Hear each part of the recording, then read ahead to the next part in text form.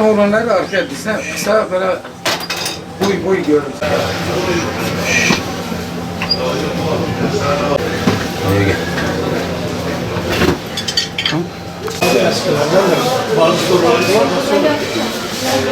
Piyasanın beklentisi biraz daha yukarı gitmesi yönündedir.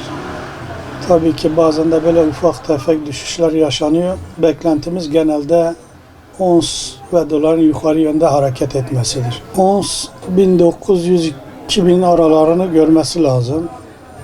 TL bazında bakarsak da tıkas kilogram fiyatı 1300-1350 civarını bulması lazım. Altın çok geride kaldı. Bütün piyasanın her şeyin fiyatının artmasından dolayı tabii ki altın fiyatı çok gerilerde kaldı.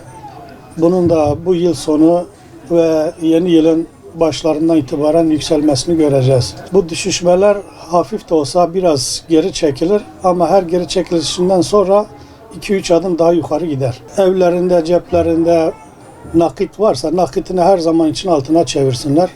Çünkü altında bir geri düşüş fazla beklemiyoruz. Altını geçen seneden baz almamız lazım bu fiyatların gidişatını öngörmek için.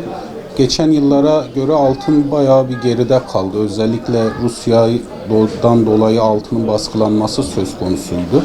Ama bu önümüzdeki süreçte yani 2023 yılı için altının yılı olacak, tam altın yılı olacak diyebiliriz. Yani altın 2 geri gitse 4 ileri gider.